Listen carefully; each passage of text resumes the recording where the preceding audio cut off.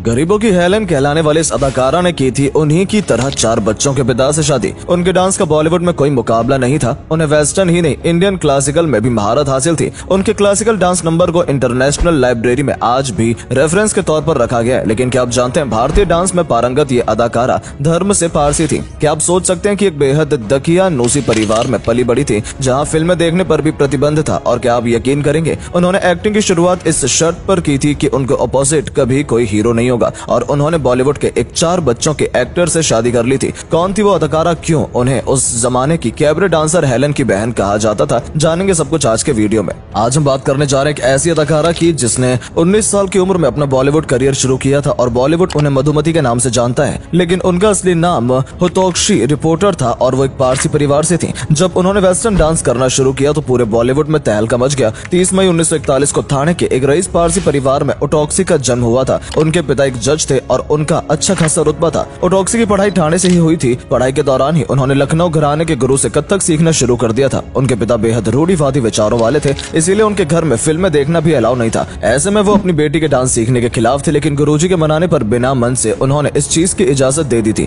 इस दौरान उन्होंने मणिपुरी और कथकली डांस सीखा था। साथ ही गुरु आर शेट्टी और चंद्रशेखर पिल्ले से भरतनाट्यम की भी शिक्षा ली। वो पढ़ाई के साथ डांस तो सीखती रही, लेकिन 10वीं कक्षा के बाद उन्होंने आगे की पढ़ाई नहीं की और सरकारी विद्यालय में डांस टीचर के रूप में बच्चों को डांस सिखाने लगी। उस समय उनकी उम्र सिर्फ 15 साल थी। कुछ ही समय बाद उन्होंने ठाणे में ही अपनी डांस एकेडमी खोली और बाद में एक डांस ग्रुप भी बनाया जिसमें केवल फीमेल ही डांसर थी। उनके नृत्य कौशल और सुंदरता की चर्चा चारों ओर होने लगी थी और फिल्मों के लिए उन्हें ऑफर आने लगे। एक तरफ उनकी डांस एकेडमी तो चल रही थी, इसके साथ ही वो लगातार स्टेज शो भी कर रही थी। स्टेज शो के जरिए उन्होंने बहुत ही कम समय में एक बेहतरीन डांसर की पहचान बना ली थी। डायरेक्टर धीरूभाई देसाई ऐसे ही स्टेज शो के दौरान उनके डांस को देखकर इंप्रेस हुए और फिल्म हरीशचंद्र में उन्होंने डांस का ऑफर दिया। पहले तो हुतोक्षी के पिता ने उन्हें फिल्मों में जाने के लिए मना कर दिया। वो भी फिल्मों में नहीं बल्कि डांस की दुनिया में ही करियर बनाना चाहती थी। लेकिन धीरूभाई के समझाने पर उनके पिता किसी तरह राजी हुए। पिता ने इस बात पर इजाजत दी कि वो सिर्फ डांस के ऑफर को ही स्वीकार करेंगी और कोई नहीं। फिल्म हरीशचंद्र साल 1958 में रिलीज हुई। इस फिल्म के गीत आजा राजा आजा के ऊपर हुतोक्षी ने डांस किया था,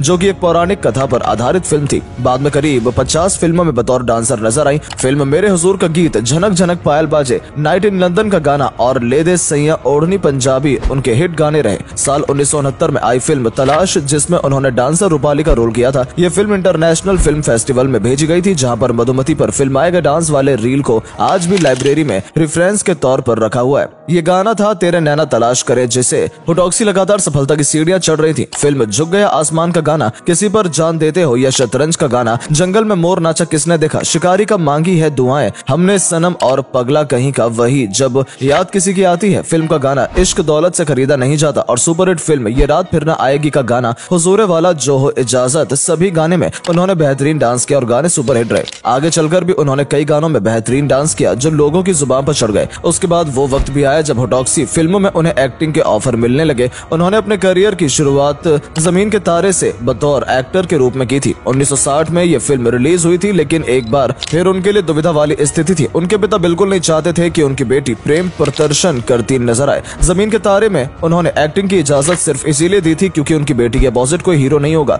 इस फिल्म में उन्होंने डेजी रानी की मां का रोल किया था। इस फिल्म से उन्हें नया नाम मिला और वो था मधुमती। जब इस फिल्म की कास्टिंग के दौरान नाम देने की बारी आई तो सभी ने कहा कि इनका नाम बोलने में मुश्किल होता है, इसीलिए इनका नाम बदल देना चाहिए। कोई ऐसा नाम होना चाहिए जो सबके लिए बोलना आसान हो। उनके पिता ने भी उन्हें यही सलाह दी और फिर उनका नाम हुतोक्षी रिपोर्टर से बदलकर मधुमती कर दिया गया। उन्हें यह नाम चंदू लाल शाह ने दिया था। इस फिल्म के बाद वो नजर आई हम भी इंसान हैं। इसमें भी उनके अपोजिट कोई हीरो नहीं था। 60 के दशक की शुरुआत में मधुमती ने मशहूर पंजाबी भांगड़ा डांसर मनोहर दीपक के साथ मिलकर मधुमती मनोहर दीपक डांस ग्रुप बनाया। मधुमती ने 35 सदस्यों के इस ग्रुप के साथ साथ देश विदेश में कई स्टेज शो किए। मनोहर दीपक डांस में इतने माहिर थे कि राज कपूर ने उन्हें अपनी फिल्म के गाने के लिए स्पेशली पंजाब से मुंबई बुलाया था ताकि उनके ऊपर वो पंजाबी भांगड़ा गाना फिल्माया जा सके। इसके बाद मनोहर और उनके ग्रुप ने बी आर चोपड़ा की फिल्म नया दौर में ये देश है वीर जवानों का गाने में डांस किया। फिल्म और इसके गाने अच्छे खासे सफल रहे थे। मधुमती बताती हैं कि मनोहर दीपक की पत्नी गुजरी तो उनके डांस ग्रुप के साथ साथ मुझे उनके 4 छोटे बच्चों की देखभाल भी करनी पड़ी। चारों बच्चे मेरे साथ इतना घुल मिल गए थे कि साल 1965 में मुझे अपने करीबी मित्र एक्ट्रेस नरगिस के कहने पर मनोहर से शादी कर लेनी पड़ी। मधुमती जहां फिल्मों के के लिए काम करती थी, वहीं उनके अंदर देशभक्ति की भावना भी भरी हुई थी।